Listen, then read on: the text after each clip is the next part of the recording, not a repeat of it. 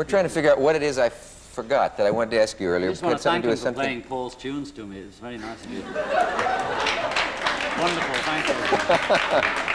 I always get it. I sat in a restaurant in Spain, and the violinist insisted on playing Yesterday right in my ear. And then he asked me to sign the violin, and I didn't know what to say. I said, well, actually, okay, and I signed it, and Yoko signed it, and one day he's going to find out that Paul wrote it.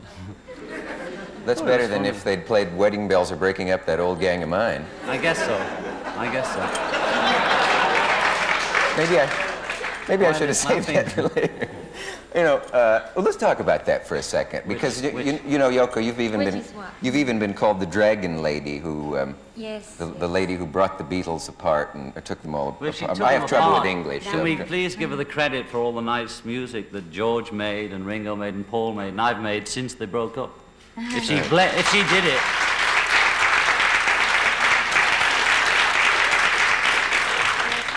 That's true. And now, it turned out all right, didn't it? Yeah. So Anyway, but you're aware of that. I mean, that the press always saw you as the wedge that was driven in. At night, and drive a wedge in 3 places or whatever. How many spaces there are between 4 people? But that was the. There are millions of girls who would love to have met, let alone married, one of the 4. Any one of the 4, probably, but certainly a lot of them. Well, I resent to think of him as just one of the 4, you know. Yeah. I mean, or any one of the 4, etc. Because I just met him as another artist and all that, and I didn't, particularly realize that part of it, really. You were a Beatles fan before, or would you say you were a Lennon fan before? Neither. Neither. Didn't care for either of them? She didn't really know about us. No, the only I name she didn't knew know. was Ringo, because it means apple in Japanese. And so. Ringo means apple. Ringo means apple. Yeah. Did you know that when you named your company Apple? No, no. Oh. It was just one of those happy accidents. Just one of those happy apples, yes. Happy applesauce. Right number of Happy syllables. Christmas. Ringo, if you spell it sideways, spells groin. Yes. Star backwards is rats. I know, and there are a lot of... Do you do those things too? I find that I'm when always... I go along the road in the car, I'm always doing the signpost backwards. Anyway, she didn't split the Beatles, because how could one girl split the Beatles, or one woman, you know? The Beatles were drifting apart on their own, you know? Can you remember when you realized that it was inevitable that you would split up? No. First, no. It's was like there anyone- saying, you know, Yeah. did you remember falling in love? Not quite, Yeah. no. It just sort of happens. How long was it fun? Yeah, well, everything's fun off and on, you know. So I suppose it could have gone on being fun off and on, or it could have gone worse, I don't know.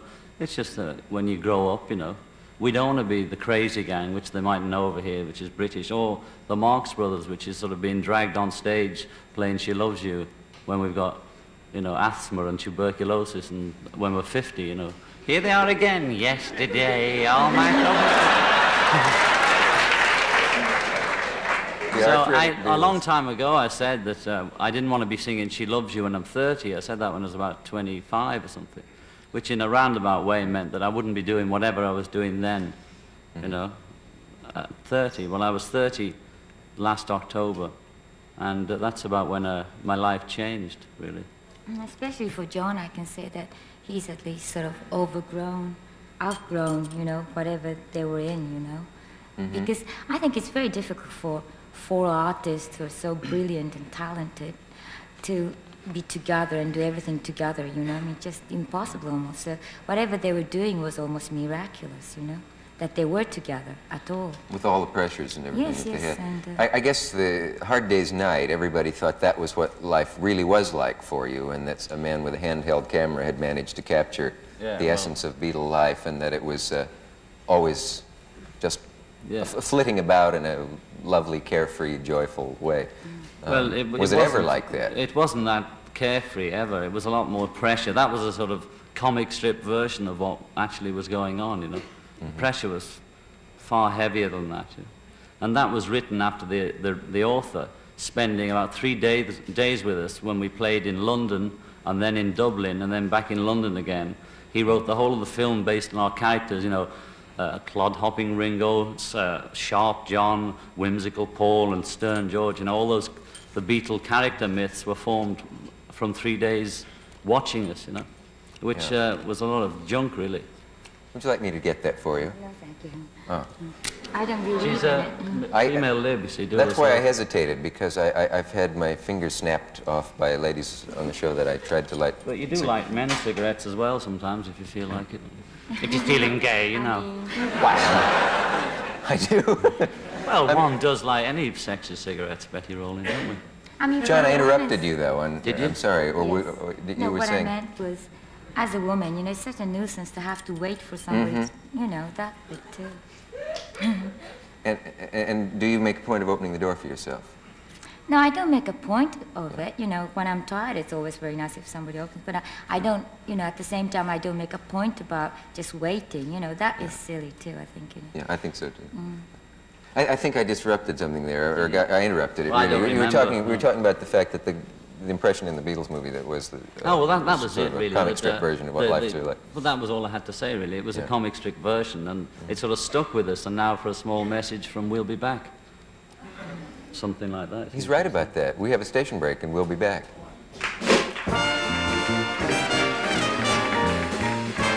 The Dick Cavett Show with special guests John Lennon and Yoko Ono will continue following station identification.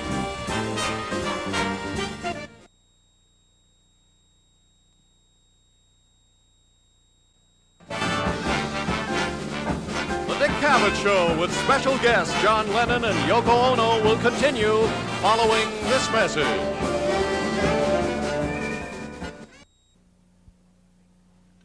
Here's a typical solid-state color TV chassis. If a transistor goes bad, out can go the set. So here at Sylvania, we use plug-in transistors. No wiring, no soldering. Unplug the old transistor, plug in a new one, right in your own home.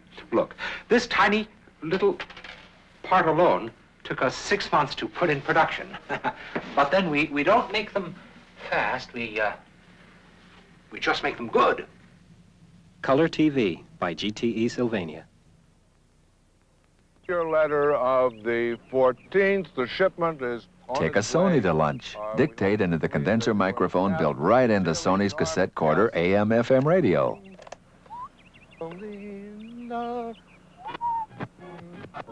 Then relax.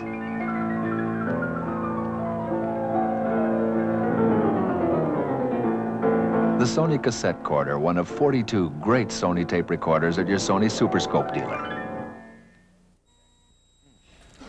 Oh, we're back again. Yoko, Yes. you work in film. Yes. I Yeah, do. and John has referred to you Well, somewhere. both do, actually, but, you know, Both of you. yes.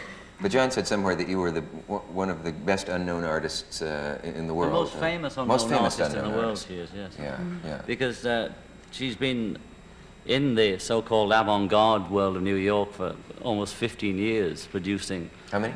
15 years, about. It's a long... 10. Sounds like I'm Something very- like that. And she was quite an established artist before she met me. And then once she met me, then she became Mrs. Lennon. And, well, that's when they started calling her a Japanese actress, you know, when in fact she never appeared in any movie up till then.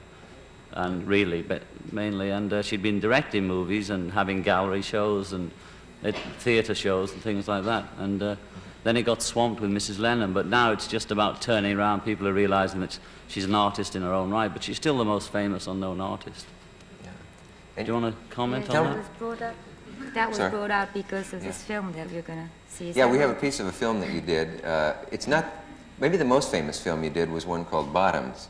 I think so. Bottoms, which was in fact a film of bottoms. It was called Number 4, actually.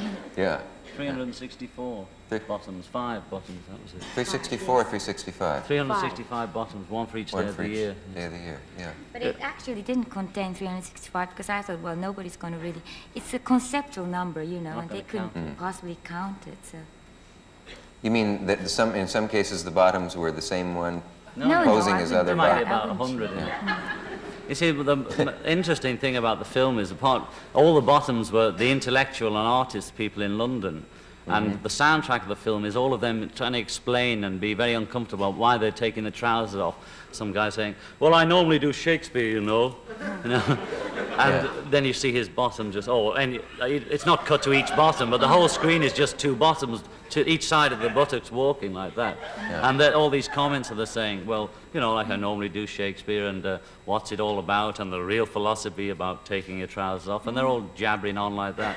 They were intellectuals, so they just had to sort of rationalize it somehow, you know, so they'd bring out Gurdjieff and Sartre and everybody out, you know, before they just take off their pants, and it was really funny. But the point was that I was asking to look for intellectual bottoms, you know. They have intellectual to be, bottoms, and so they would say, well, is this intelligent enough or whatever, you know. And when you look at it on the screen, it's just all the same, and that was the point, you know. There's a show here called New Faces. What would you call? Well, never mind. Can we take a look at the piece of film you have? Are you going to explain about it? Tell us what we should look for. Let me just quickly say that this is a female lead film in sort of a quiet sort of way, and it's like a diary. You know, it's about a woman who's naked and who's lying down, and the fly sort of crawling over her body, and later it gradually becomes 4 and 5 flies all crawling over her body, and the message is like, you know, there's lots of things in it and all sorts of level of understanding, I'm sure, but it has something to do with, you know, a life of a woman who is more like taking it rather than, you know, doing it positively. The flies crawling over you and just taking it, you know. Passive woman. Let's take a look at that. Oh, we'll take a look at that in exactly 6 seconds because the film has a certain amount of exactly 6 fingers time. We'll look at it. About now. Take me away, 'cause I'm going.